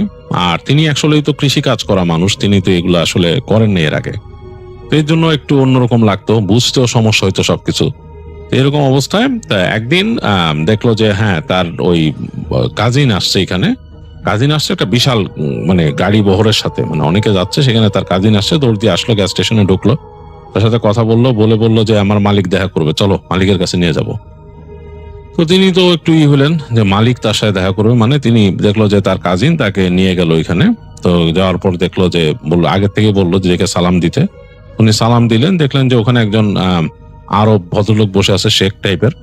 তো উনি তার গাড়িতে বসা, তো তাকে জিজ্ঞেস করলেন যে নাম কি, মানে আরবিতে জিজ্ঞেস করছেন। তো এটা উনি ইশারা দিয়ে এতটুকু শিখে ফেলছিলেন, তিনি বললেন এই নাম। ওনাকে দেখে মালিক মনে হয় সন্তুষ্ট হলেন, যিনি কফিল ছিলেন তিনি সন্তুষ্ট হলেন। তো এর মাঝেই ওনার কাজিন যে ছিল, আবু নাসির সাহেবের কাজিন, তিনি অনেক কিছু আরবিতে বুঝায় বললেন সে কফিলকে। কফিল বুঝে তাকে হাত দিয়ে বললো যে ঠিক আছে ঠিক আছে, এরকম কিছু বুঝায় বললো। তিনি তখন বুঝেন নাই, পরে বুঝছেন যে ঠিক আছে তাকে নিয়ে যেতে বলছে। তো বলে কফিলের গাড়ি চলে গেল। তারপর দেখলো আরো 2-3টা গাড়ি কফিলের গাড়িকে ফলো করে গেছে। তো তিনি তাকে আছেন, তার কাজিন বলতেছে হয়েছে তো, আপনারা এখন নিয়ে যাবো এখান থেকে। কোথায়? বলে আমাদের এই ফার্ম আছে সামনে, ওখানে চলে যাবো আমরা। তো তিনি খুব অবাক হলেন, বলে যে আপনার সবকিছু গুছান, আমি কথা বলতেছি আপনার এখানে এসে দোকানে কথা বলি। তো বলে তার কাজিন ভিতরে গেছে, যে ওখানকার যে বাঙালিরা কাজ করতো তাদের সাথে কথাবার্তা বলে, তো ওনাকে সুন্দর করে প্যাকেট করে ওই যে তাদের আরেকটা গাড়ি ছিল, গাড়িতে করে নিয়ে গেল। তো ওই রাস্তা বেশ অন্যরকম, যেখানে যাচ্ছেন সেই জায়গায় দেখতেছেন যে দুই পাশে খোলা প্রান্তর এবং দূরে দূরে পাহাড়। এবং এই যে পুরো প্রান্তরটার মধ্যে দেখা যাচ্ছে নুড়ি পাথর আর বালির মতো, আবার এর মাঝে বেশ কিছু সবুজ সবুজ ঝোপ। তো যাই হোক, এর মাঝ দিয়ে চলছে তাদের গাড়ি এবং চলতে চলতে এক সময় দেখলো এই সবুজের পরিমাণটা বাড়া শুরু করলো। বেশ অনেক জায়গায় সবুজ, এবং তাদের গাড়ি চলতে চলতে এমন একটা জায়গায় চলে আসলো অনেকক্ষণ পর, কয়েক ঘন্টা চলার পর। সেখানে যে দেখলো যে সে প্রথম দূর থেকে দেখতে পেলেন আবু নাসির সাহেব যেখানে ক্ষেত, বিশাল ক্ষেত, গমের ক্ষেত, বিশাল বড় গমের ক্ষেত। তো দেখার পর তো তার কাছে অবাক লাগলো যে এখানে এরকম সুন্দর গমের ক্ষেত। বলতেছে যে ওই কাজিনকে বলতেছে যে এরকম সুন্দর গমের ক্ষেত, বলতেছে যে হ্যাঁ, তুই আমার আগে আনোস না এখানে জায়গায়। আরে আপনারা তো আগে এখানে আমি কেমনে কাজে দিব, আগে তো আপনাকে ওই জায়গার জন্য আনছি। এখন আপনারা দেখি এখানে যদি কাজ করে ভালো কিছু করতে পারেন তাহলে হয়তো কফিল আপনারা রাখবে এখানে। তো আবু নাসির সাহেব খুশি হয়ে গেলেন, কারণ তিনি কৃষিকাজ ভালো জানেন। যাই হোক, সেই গাড়িতে করে চলতে চলতে এক সময় তাকে নিয়ে আসলো একটা ফার্মে। ফার্ম বলতে তাদের গাড়ি কিন্তু রাস্তা থেকে হঠাৎ করে বায়ে টার্ন নিয়ে নেমে গেছে, এবং এই জায়গাটাও কিন্তু একটা প্রান্তরের মধ্যে দিয়ে যাচ্ছেন। তো যেতে যেতে দেখতেছে ঝোপ এদিক ওদিক, তারপরে হঠাৎ করে শুরু হলো ফার্ম, মানে বোঝা গেল যে এখানে বেড়া শুরু হয়েছে এবং ফেন্স করা। সেই ফেন্সের মধ্যে এক জায়গায় দেখলো অনেকগুলো বকরি এখানে, এবং সে দেখলো দু একজন মানুষ সেই বকরির ওখানে আছে, এবং তারা মুখের মধ্যে কাপড় পেঁচা রাখছে ইসের জন্য, মানে এই ধুলা টুলার জন্য, আর গরম তো এখানে এই জন্য ওরকম কাপড় পেঁচা রাখছিল, তারা আছে বকরির ওখানে। এবং তারপর সামনে গিয়ে দেখলেন যে বেশ খানিকটা দূরে বেশ বড় ফেন্স দেওয়া, ওইখানে ফেন্সের ভেতরে অসংখ্য উট, এবং বড় বড় উট, বাচ্চা উট এরকম এগুলা ভিতরে চড়তেছে। তো বুঝলে যে এটা একটা উটের খামার। আরো সামনে চলে গেল গাড়ি, ওখানে থামলো না, চলতে চলতে চলতে দূরে যেয়ে দেখলো যে ওই এই উটের খামার ছাড়া আরো অনেক দূরে যাওয়ার পরে ওখানে বিশাল গম ক্ষেত। তো গম ক্ষেতে স্প্রিংকলার দিয়ে পানি চলতেছে, মানে এগুলো যে মাটির তল থেকে উঠায় পানিগুলো ছিটানো হয়। এগুলো খুব অ্যাডভান্স কৃষি কাজ, কারণ এখানে মানে উচ্চভূমি, মাটি উর্বর, কিন্তু পানির আবার আছে, লবণাক্ততা আছে, সমস্যা আছে, এর জন্য মানে খুব করে হিসাব করে করা হয়। তো যাই হোক, উনি দেখলেন যেরকম পানি ছিটাইতেছে, চাষ চলতেছে, এবং কিছু মানুষ এগুলা দেখতেছে, মনিটর করতেছে। তো আরো সামনে এগিয়ে যাওয়ার পর তাদের দেখলো যে ওখানে কয়েকটা মানে এরকম ট্রেলার ট্রাক আর কি, যেখানে মানুষ থাকে আর কি, ওগুলা ট্রেলার হোম। ওই ট্রেলার হোম গুলা রাখা একটা, দুইটা, তিনটা, মানে পরপর তিনটা রাখা আছে, বেশ গ্যাপ দিয়ে দেয় রাখা। তো ওইগুলার একটার কাছে নিয়ে গেল, গিয়ে গাড়ি থামাই দিল তার, ওই যে তাদের যে গাড়িতে আসছে। তো তার কাজিন তাকে নিয়ে নেমে গেল গাড়ি থেকে, গাড়িটা সামনে চলে গেল আরো। তো তিনি বললেন যে এখানে আমি কোথায় আসছি, কি ব্যাপার, এখানে কই থাকবো কি? তো এখানে হলো আপনার কাজ করবেন, প্রথমে তো আপনার এই ইসের সাথে দিতে পারতেছি না, এখানে আপনি আমার মালিককে বলে আনছি যে আপনার এই মানে আপনি পশুপালনও ভালো জানেন, তো আপাতত এই বকরি ভেড়া এগুলার দেখাশোনা করেন, আর এর মাঝে যে উটের কাজগুলো শিখা যান, উটগুলারে কেমনে পালে, কেমনে ই করে, আস্তে ধীরে আপনার এই যে এখানে দেখছেন এই গমের চাষ, এগুলোর মধ্যে লাগাই দেবো। এগুলো করলে আপনি ভালো করতে পারবেন। আর এগুলো আসলে একটু অন্যরকম, এই গমের চাষটা আমাদের দেশের মতো না, হ্যাঁ, এটা একটু অন্যরকম ভাবে করে। তো তো আস্তে ধীরে শিখবেন। এখন আমি এটা বলে আনছি আপনারা, আপনি এটাতেই ঢুকে যান, দেখেন। আর আপনি ছাড়া এখানে আরেকজন বাঙালি আছে, বাঙালি ভাই, উনি আব্দুল মুতালেব ভাই, উনি এখানে থাকে। আর এছাড়া মিশরীয় আছে কিছু কিছু, এখানে সুদানের মানুষ আছে, তো এরা সবাই কাজ করে। তো এই মূলত এই যেগুলো আপনি করবেন, যে আপনি আর আব্দুল মুতালেব ভাই যে পশু পাখির দেখাশোনা করবেন, আর ওই উটের দেখাশোনা মনে হয় একজন মিশরীয় করে, ও আবার অনেক ওই কাজেও চলে যায়। তো আপনি থাকেন এখানে, আসেন আপনার পরিচয় করা দিই। তো এই বলে আবু নাসির সাহেবের কাজিন তাকে নিয়ে যায় ফার্মের ওইখানে, মানে যেখানে ওই যে পশু পাখি চড়তেছে, ওখানে নিয়ে দেখে যে একজন মানুষ কাজ করতেছে, ডাক দেয় তাকে, জোরে জোরে ডাকে। তো উনি চলে আসেন, আসার পরে দেখা যায় ওই উনি হচ্ছেন বাঙালি আব্দুল মুতালিব সাহেব। তো তার সাথে পরিচয় করা দেন যে এই যে আমার এই কাজিন, ওনার যার কথা বলছিলাম, উনি আমার বড় ভাই হয়, আবু নাসির। তো যাই হোক, ওনার দুজনের পরিচয় হয়। হওয়ার পর বলে যে চিন্তা করেন না, আমরা আছি তো, আমি আছি, আর ওই যেখানে বিদেশিরা আছে, হ্যাঁ আপনি আমি, কোনো অসুবিধা নাই। যাই হোক, ওনাকে ওখানে স্যারেল করে দিয়ে যান ওনার কাজিন ওই দিন। তো ওখানে উনি ওই দিন প্রথম দিন আসলেন, এসে ওই একটু হাঁটাচলা করছে, দেখলেন ওই জায়গাটা ঘুরে ঘুরে, ভালোই লাগতেছে ওনার কাছে, কারণ এই যে উনি গ্যাস স্টেশনে ছিলেন, ওই জায়গাটা একদমই নিরস ছিল। তো উনি মনে মনে শুকরিয়া আদায় করছেন, এর থেকে অনেক ভালো জায়গায় আসছি। তো যদিও এই পশু পাখি পালতে কেমন কষ্ট হবে তিনি জানেন না, কারণ তিনি আসলে আদতে পশু পাখি খুব বেশি পালেন নাই। তাদের বাড়িতে হয়তো গরু ছিল কয়েকটা, আর এই যে ছাগল টাগল ছিল দুই একটা, এরকম, বাট এরকম অবস্থা ছিল না। তো যাই হোক, আর এই তো উটটা একটা নতুন প্রাণী, তো ওনার কাছে দেখেই জানি কেমন লাগতেছে। তো ওই যে দেখলো যে আব্দুল মোতালেব সাহেব তিনি মোটামুটি ভালোই এক্সপার্ট, এবং ওই যে আরেকজন মিশরীয় আছে, সেও এগুলা মানে ভালোই দেখে। তো যাই হোক, এইভাবে ওই দিন চলে গেল তার কাজিন, আর আবু নাসির সাহেবের দিন কাটতে লাগলো এই ফার্মে। তো উনি মোটামুটি আস্তে আস্তে অভ্যস্ত হয়ে গেলেন ওই জায়গায়। এই সন্ধ্যার পরে চুপচাপ বসে থাকেন যখন কাজ থাকে না, ওই সময় মানে সব পশু পাখিকে তিনি আর ওই আব্দুল মোতালেব সাহেব যে মোটামুটি ওই তাদের ওই ফেন্স আছে, ফেন্সের মধ্যে ঢুকাই দিয়ে তারা ওখানে লক করে চলে আসেন, এসে তাদের ওই যে টেলার হোম তাদেরটাই হচ্ছে সবচেয়ে কাছে আর কি, কারণ যেহেতু তাদের ওইখানে পশু পাখি দেখতে হয়। তো টেলার হোমে বসে দুজনে গল্প গুজব করেন, মানে তাদের ফ্রেশ হয়ে আর কি, দুজন গল্প গুজব করেন, আড্ডা দেন, এবং তার মতো তিনি মানে যা করেন বসে বসে মোবাইল ফোন টিপেন, যা যা করেন আর কি। ওখানে নেটওয়ার্ক আছে খুব অল্প বিস্তর, মানে নেটওয়ার্ক এত ভালো না, তারপর আছে। যাই হোক, এগুলো করেই তার দিন কেটে যায়, এবং সন্ধ্যার পর ওখানকার পরিবেশ একেবারে অন্যরকম হয়ে যায়। মরুভূমির মধ্যে তো দেখা যাচ্ছে কেমন একটা মানে পোকার ডাক, এই পোকার ডাকটা তিনি মিলাইতে পারেন না, তাদের নিজের বাড়ির যে ওখানে যে পোকামাকড় রাতের বেলা ডাকে সেটা মিলাইতে পারেন না, ডিফারেন্ট একটা পোকার ডাক। আর ওখানে গমের ক্ষেত যে, এবং ওই জন্যই আসলে এই চাষটা একটু ডিফারেন্ট, ওখানে মানে অনেক কেয়ারফুল থাকতে হয় তাদের এই গম মেনটেন করার জন্য। তো আবু নাসির সাহেবের রাতের বেলা 8টা-9টার পর আর ভাল লাগে না। তিনি মানে ওই ছোট্ট তাদের যে থাকার জায়গাটা, যে ট্রেলার হোম, ওইটা খুব ছোট, ওইখানে থাকতে থাকতে তিনি বোর্ড হয়ে যান। তিনি রাতের বেলা বের হয়ে যান হেঁটে হেঁটে, একদম হাঁটতে হাঁটতে চলে যান এই মাথায়, সেই যে গম ক্ষেতের ওই পাশে। তার কাছে অন্যরকম লাগে, দূরে পাহাড়গুলো দেখা যায় তো, তবে ভীতিকর। তিনি বলছেন যে ওখানে ভীতিকর লাগে, কারণ দেখা যাচ্ছে যে এরকম খোলা জায়গায় ক্ষেতের পাশ দিকে একেবারে একটু জায়গা ঘুরে গিয়ে দেখা যাচ্ছে 3টা পাহাড় উঠছে, এরকম মানে অন্যরকম লাগে, কেমন জানি মানে গা শিরশিরানি একটা ভাব চলে আসে। আর রাতের বেলা ওই যে যারা ওখানে আছে মিশরীয় বা ওরা অতটা এখানে জাগে না, ওরা ঘুমায় যায়, ওই সময় ক্লান্ত হয়ে যায় তো, খেতে খামারে কাজ করে ওরা ঘুমায় যায়, ওরা থাকে না।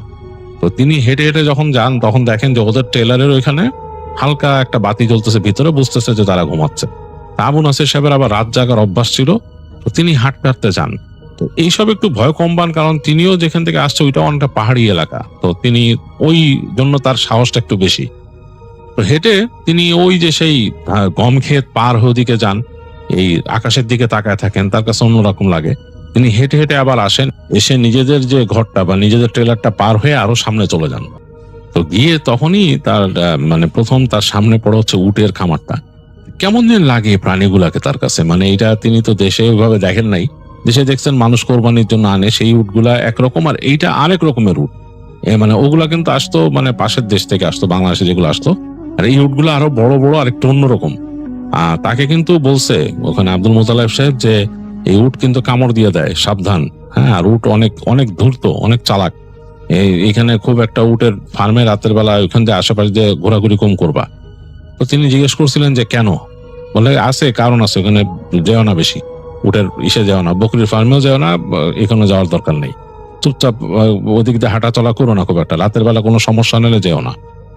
তাই বলছিল তাকে আব্দুল মোতালেব সাহেব। হয়তো তিনি ওই কথার খুব একটা ধারেন না, তাকে আসলে শিখতে হবে, বুঝতে হবে, তিনি আরো বোঝার চেষ্টা করেন এই পশুগুলার নেচার গুলা কেমন। তিনি হাঁটতে হাঁটতে চলে যান ফেন্সের কাছে, যে দেখেন যে উটগুলা কেমন, তাকে দেখে শব্দ করে, একটা কেমন জানি শব্দ করে, এবং এইটা তার মাথায় আছে যে তাকে বলছে কামড় দিয়ে দেয় উট, এর জন্য তিনি একটু কেয়ারফুল থাকেন, তিনি ফেন্সের মধ্যে ঢুকেন না। তো হেঁটে হেঁটে যান, আবার বকরির ফার্মের ওখান দিয়ে হটেন, তার কাছে কেমন জানি একটা অন্যরকম এনভায়রনমেন্ট লাগে। তো যাই হোক, এরকম ভাবে তার দিন চলে যাচ্ছিল। তো একদিন রাতে তিনি দেশে কথা বলতেছেন, ফোনে কথা বলতে বলতে হেঁটে যাচ্ছেন সামনে। তো যেতে যেতে তিনি আসলে তাদের যে উটের যে খোয়ার বা উটের ফার্ম সেটাও পার হয়ে গেছেন, তার যে বকরির ফার্ম সেটাও পার হয়ে গেছেন। তো এখানে যেহেতু দরজা নাই, মানে ঢোকার জন্য কোনো এন্ট্রেন্স আলাদা কোনো দরজা কিছু নাই, ওই যে মানে রাস্তা আর কি, ডার্ট রোড, সেটার উপর দিয়ে উনি হাঁটতে হাঁটতে আরো সামনে যাচ্ছেন, হাঁটতে হাঁটতে সামনে যাচ্ছেন আর কথা বলতেছেন। তো বেশ খানিকক্ষণ তিনি হেঁটে সামনে চলে আসছেন। হঠাৎ করে তার কাছে মনে হলো যে তিনি যে কথা বলতেছিলেন দেশে, তার ফোনের মধ্যে মনে হলো একটা নয়েসের মতো, মানে কেমন জানি মনে হলো যে কতগুলা বাচ্চা যদি কথা বলে ওঠে কেউ কেউ কুকুর কুকুর করে, কেমন যেন একটা স্ট্যাটিক নয়েসের মতো সেরকম একটা শব্দ। তো তিনি অবাক হলেন যে ফোনের মধ্যে কে কথা বলে, এরকম হইলো কেন শব্দ। অনেক সময় দেখা যায় না ওই যে টেলিভিশন বা রেডিওতে স্ট্যাটিক প্রবলেম হয় সেরকম। তো তিনি দেশে বলতেছেন হ্যালো হ্যালো, কি মানে কি সব ঠিক আছে নাকি আর কি, তার ভাষায় বলতেছেন তিনি, সব ঠিক আছে না, কিসের শব্দ। তো দেখতেছে ওই পাশ থেকেও মানে হয়ে যাচ্ছে, মানে স্ক্র্যাম্বলড হয়ে যাচ্ছে ভয়েস, মানে এলোমেলো হয়ে যাচ্ছে, কথা ঠিক মতো শোনা যাচ্ছে না। তো তিনি লাইনটা কেটে দিলেন।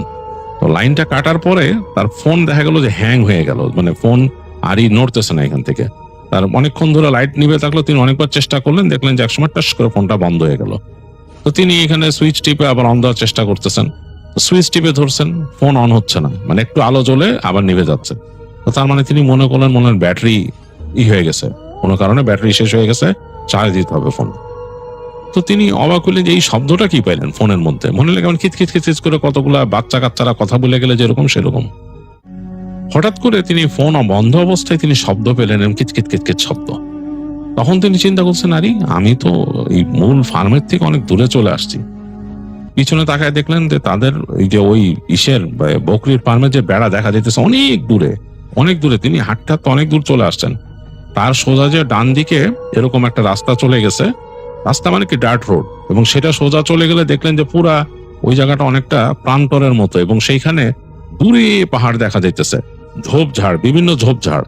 আর বাঁ দিকে চলে গেলে ওদিকে আরেকটা এরকম চিকন রাস্তা গেছে, ওই পাশে যে ঝোপঝাড়, মানে কিছু নাই। আর সোজা রাস্তাটা গেছে, এটা দিয়ে মনে হয় মূল রাস্তায় ওঠা যায়। তিনি তো আসছিলেন গাড়িতে করে, তিনি তো এখান থেকে আর বেরোন নাই, তার আসলে খেয়ালও নাই। তো তার কাছে মনে হলো যে ওই শব্দটা, ওই যে এরকম কিচকিচ বাচ্চাদের মতো শব্দ, কেউ কতগুলো বাচ্চা যদি কথা বলে, খিলখিল করে হাসে, দৌড়ায়, সেরকম শব্দ মনে হলো। যে তিনি যেদিকে তাকায় আছেন তার উল্টা দিক দিয়ে গেল এরকম শব্দ। তো এবার তার একটু ভয় লাগলো, তিনি তাড়াতাড়ি ঘুরে হাঁটা দিলেন। তিনি বুঝতেছেন তিনি অনেক দূরে চলে আসছেন। তো তিনি যাচ্ছেন সামনে, তার কাছে মনে হচ্ছে তার পিছনে কতগুলো বাচ্চা খিলখিল করে হেসে হেসে দৌড়ায় দৌড়ায় দাঁড়াচ্ছে, এরকম হাসতেছে বা তাকে ফলো করতেছে। তিনি ফট করে পিছনে তাকান, দেখেন কেউ নাই, কেউ নাই, ওই পাশে ঝোপঝাড় গুলো দেখা যাচ্ছে। তো তার কাছে মনে হলো এই ঝোপঝাড়ের মধ্যে কি বাচ্চারা লুকায় নাকি, এখানে কোনো মানে আছে নাকি। তিনি শুনছেন যে এইসব জায়গায় অনেক জায়গায় বেদুইনরা থাকে, এটা তার মাথায় আসে মানুষের কাছ থেকে যে বেদুইনরা থাকে এখানে, তো তাদের বাচ্চারা এত রাত্রে কি করবে। তখন প্রায় 12টা বেজে গেছে এরকম রাত। তো তিনি তাড়াতাড়ি হাঁটা শুরু করলেন, একটু ভয় লাগছে তার কাছে, কারণ তিনি মরুভূমির অনেক ঘটনা শুনছেন, ওইখানে মানে উল্টাপাল্টা জিনিস আছে।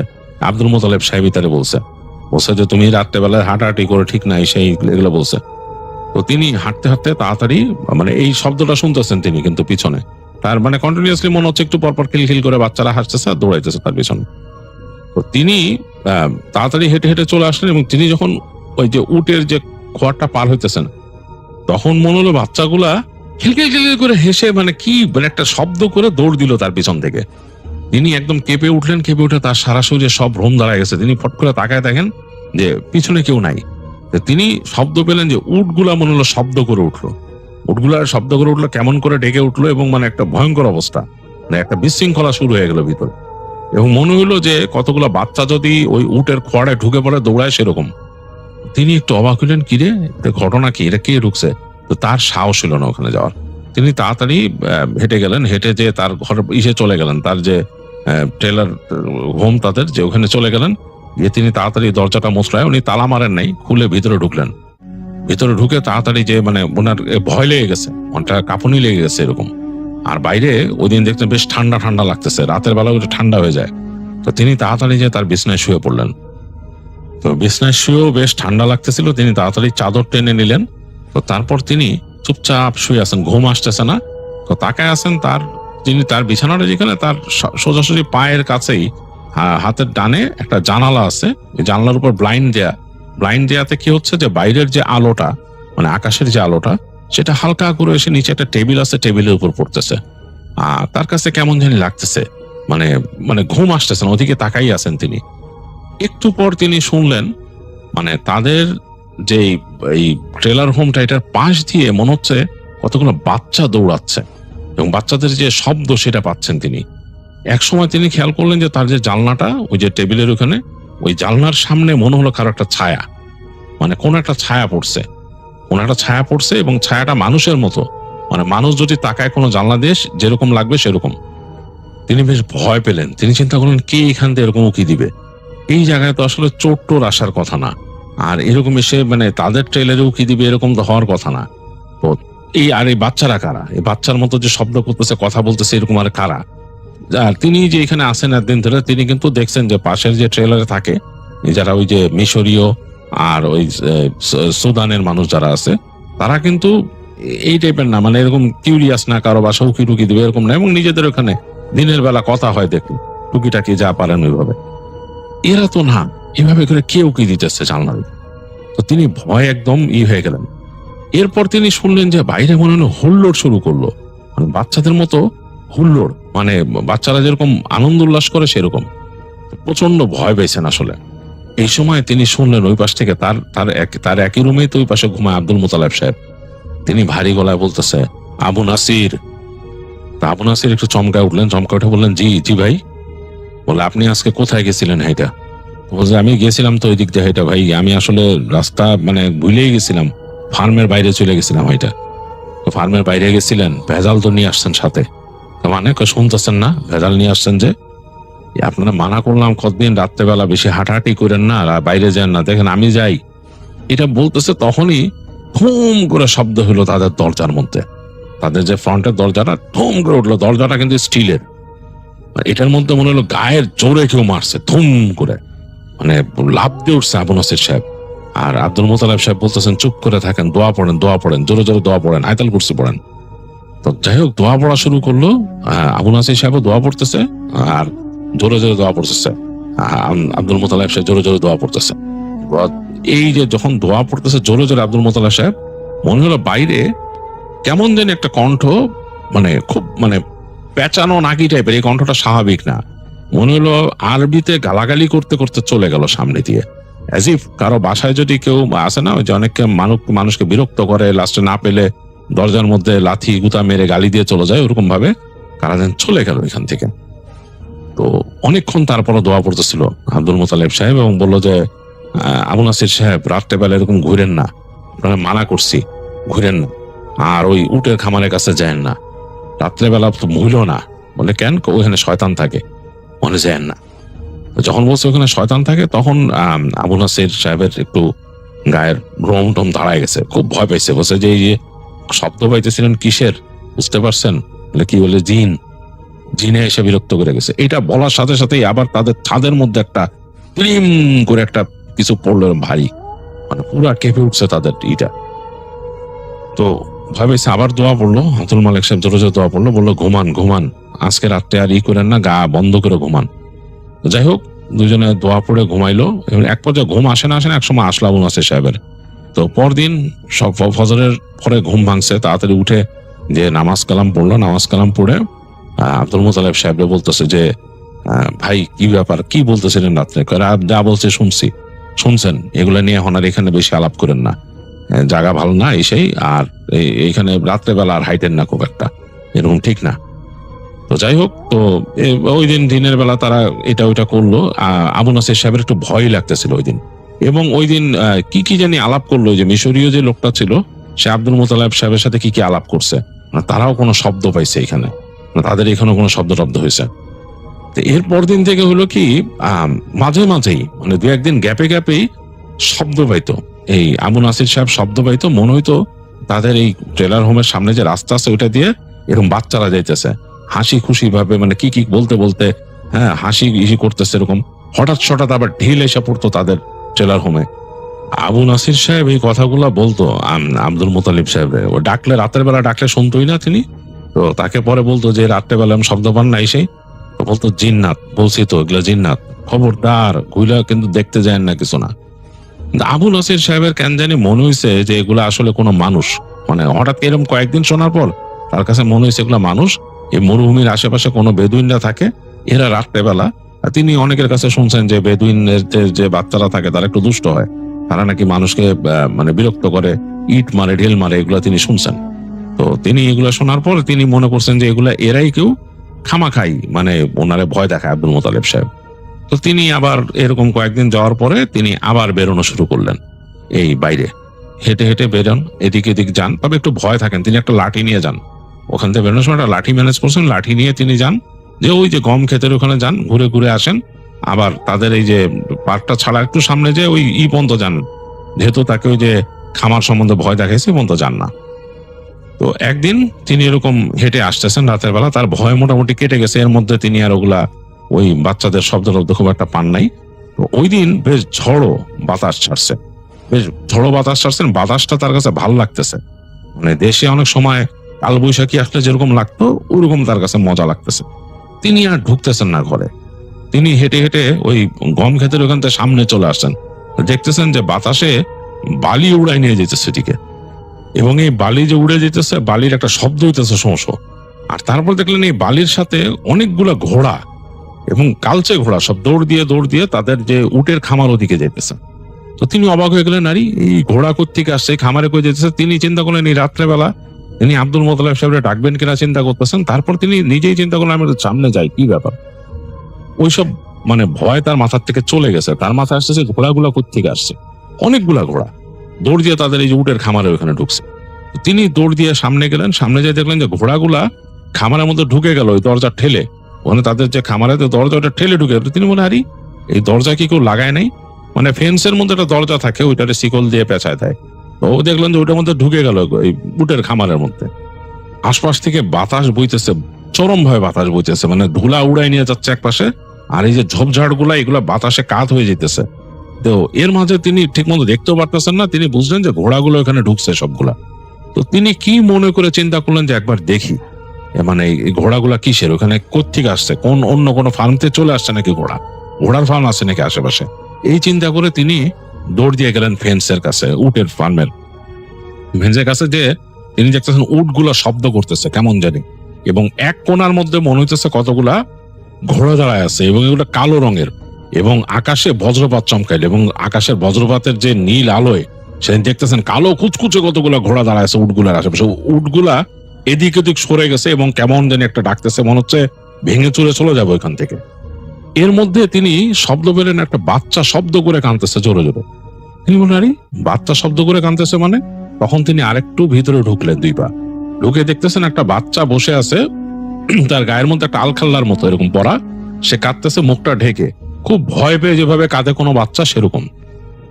তিনি অবাক হয়ে গেলেন যে এই বাচ্চা এখানে আসছে কেমনে, এই ঝড়ের মধ্যে এই বাচ্চা। তার মাথার মধ্যে আসলে সেন্সে আসছে যে কোনো একটা বাচ্চা হয়তো পথ হারায় এখানে আসছে, মানে কিশোর আর কি, ওখানে কাঁদতেছে ভয়ে। তো তিনি তাড়াতাড়ি সামনে গেছেন, যে তিনি ওই ভাঙা ভাঙা আরবিতে বলতেছেন কি হয়েছে। তো বাচ্চাটা তার এই মানে কি হয়েছে শুনে মনে হলো যে সে আরো মানে হয়ে গেছে, আরো আবেগ আপ্লুত হয়েছে, সে আরো কাঁদতেছে, জোরে জোরে কাঁদতেছে। তো তিনি একদম কাছে চলে আসলেন, কাছে এসে বাচ্চাটার পিঠে হাত দিয়েছেন। তিনি পিঠে হাত দিয়ে বলতেছেন যে অসুবিধা নাই, আসো তোমাকে নিয়ে যাই, তুমি কোথায়, তুমি কি হারায় গেছো, এরকম বলতেছে, মানে যতটুকু তিনি পারেন ভাঙা ভাঙা আরবিতে। এই সময় দেখলেন যে বাচ্চাটা হঠাৎ করে মুখ তুললো। বাচ্চাটার মুখটা দেখে তিনি প্রচন্ড রকমের ভয় পেয়ে গেলেন। দেখলেন যে মানুষের মতোই চেহারা, কিন্তু চোখ দুটা জ্বলতেছে, চোখ দুটা জল করে জ্বলতেছে। তারপর ফিক করে হেসে দিল তাকে দেখে। ফিক করে হেসে সে আলখাল্লা ছেড়ে উঠে দাঁড়াইলো। তিনি দেখলেন তো বাচ্চা না, এটা লম্বা একটা মানুষ এরকম, এবং মানে মানে হাইট হবে 8 ফিটের উপরে, এরকম বড় একটা আলখাল্লা শরীর থেকে এরকম ঝুলতেছে, এবং তাকে দেখে এরকম হাসতেছে। তিনি তাকায় দেখলেন যে হাতের যে আঙুলগুলা এগুলো লম্বা লম্বা চোখা চোখা, এবং মুখ ভর্তি দাঁত, হা করছে যে মুখ ভর্তি দাঁত। তার দিকে তাকায় 2 হাত বাড়ায় প্রচন্ড একটা তীক্ষ্ণ চিৎকার করে উঠলো। আবু নাসের সাহেব ভয় একদম একদম পিছায় গেছেন 2 পা। এর মধ্যে তিনি শুনলেন যে প্রচন্ড হাসির শব্দ, মনে কতগুলো কিশোরী হাসতেছে। তিনি ফট করে তাকায় দেখতেছেন ওই যে ঘোড়া দাঁড়ায়, দেখছিলেন যে ঘোড়া দাঁড়ায় আছে কতগুলা, সেই জায়গায় ওইরকমই আলখাল্লা পরা কতগুলো কিশোরী দাঁড়ায় হাসতেছে তাকে দেখে। এবং তাদের চেহারাগুলো তিনি বুঝতে পারতেছেন না, চোখগুলা বুঝতে পারতেছেন জল করতেছে। উটগুলা প্রচন্ড শব্দ করা শুরু করলো, প্রচন্ড ডাকা শুরু করলো। তিনি প্রচন্ড ভয়ে পড়িমড়ি করে উল্টা দিকে দৌড় দিলেন, মানে দৌড় দিয়েছেন তো তিনি পড়ে যেতে দৌড়াচ্ছেন। দৌড়াইতে তিনি এসে দেখলেন যে তিনি যে খামারে ঢুকছেন এই দরজা কিন্তু খোলা ছিল না, লাগানো, শেকল মারা। তিনি কিভাবে ঢুকছেন সেটা তিনি জানেন না, এবং এরাও কিভাবে ঢুকছে তিনি জানেন না। তিনি লাফায় পড়লেন এই খামারের দরজার উপরে, মানে ফেন্সের মতো গেট, তো তিনি ওইটার উপর দিয়ে মানে টপকায় বের হয়ে গেলেন। বের হয়ে যেয়ে তিনি দৌড়ানো শুরু করলেন। এদিকে কিন্তু বজ্রপাত চমকাইতেছে আকাশে, বারবার আলোকিত হয়ে যাচ্ছে, চারপাশে ধুলা উঠতেছে। দৌড়াইতে যে তিনি যে পড়লেন তার যে ট্রেলার হোম সেই দরজার উপরে, কোনো মতো খুলে ভেতরে ঢুকলেন। দেখলেন যে তখন আব্দুল মোতালেব এসে উঠে দাঁড়াইছে। তারাই বলতেছেন যে আপনার শিক্ষা হবে না আবু নাসির, শিক্ষা হবে না আপনার। তখন বলতেছে যে তিনি বলছে আমাদের বাঁচান। বলে কি হয়েছে? বলে ওইখানে এরকম দেখছি। দেখবেনই তো আপনি, আপনার কতদিন মানা করছি যে আপনি উটের খামারের ওখানে সাবধান, ওখানে যাবেন না। আর এখন যে ঝড় বৃষ্টি আসতেছে ওখানে খারাপ, আপনার বলছি না, আপনি বাইরে যাওয়া আবার শুরু করছেন। যাই হোক বকা দিল আব্দুল মোতালেব সাহেব, বকা দিলেন, দিয়ে বললেন যে আপনার জন্য তো আমরা বিপদে পড়বো, এখানে কি ডাইকে আনতেছেন আপনি এখানে? তো বললো যে আপনারা যান তাড়াতাড়ি, আপনি নিজে যে অজু করেন, অজু করে নিজে শুয়ে পড়েন বিছনার মধ্যে। বলে আব্দুল মোতালেব সাহেব তাড়াতাড়ি দোয়া পড়তে পড়তে নিজের বিছনায় চলে গেলেন। আর আবু নাসির তাড়াতাড়ি যে ঢুকলেন বাথরুমে। তো বাথরুমে ঢুকে তিনি ওখানে তাদের ওখানে পানি তোলা থাকতো একটা ড্রামে আর কি। তো সেই ড্রাম থেকে পানি নিয়ে তিনি মুখ ধুইছেন। মুখ ধুয়ে তিনি জাস্ট বাথরুমের মানে বাথরুমে যাবেন আর কি, তাদের কমোডের দিকে যাবেন আর কি। এই সময় দেখে যে কমোডের পিছনে যে ভেন্টিলেটরটা আছে, ভেন্টিলেটরে একটা লম্বা হাত ঢুকছে। হাতটা এত লম্বা যে ওই ভেন্টিলেটর থেকে একদম তার ওই কমোডের ওইখান পর্যন্ত চলে আসছে। তো তিনি ভয়ে প্রচন্ড একটা চিৎকার দিয়ে উনি জ্ঞান হারায় ফেলেন ওইখানে। তো তার যখন জ্ঞান ফিরে তখন তিনি দেখেন যে তিনি বিছনায় শুয়ে আছেন। আব্দুল মোতালেব সাহেব তার মুখের দিকে তাকায় আছেন, ঝুঁকে আছেন, পানি ছিটাইছেন তার মুখে এবং দোয়া পড়তেছেন। তখনও বলে ঠিক আছেন নাকি? তো তখন তিনি বলেন যে হ্যাঁ ঠিক আছি। তো ওটা কি যে কি হয়েছে, বেহুছিলেন কেন, কি দেখছেন? বলে যে এরকম এরকম। বুঝছি, ভেজাল ভালোই নিয়ে আসছেন। তো যাই হোক, ওই দিন ওনার সাথে ওই গভীর রাত, তখন রাতের বেলা ঝড় বৃষ্টি হয় এবং ওনার পাশে আব্দুল মোতালেব সাহেব জেগেছিলেন, সারা দোয়া দুরুদ পড়ছেন তিনি। একটা ওয়াজিফার বই ছিল, ওইটা পড়ছেন। মানে আর উনি বুঝতে পারেন না, আবু নাসির সাহেব আসলে ভয়ে এমন হয়ে গেছিলেন যে অন্য একটা জগতে চলে গেছিলেন। তিনি বুঝতেই পারেন না আর কি ঘটতেছে। তিনি জাস্ট আবছা আবছা ভাবে তার শুধু মনে আছে যে আব্দুল মোতালেব সাহেব ওখানে বসে একটা ওয়াজিফা পড়তেছিলেন।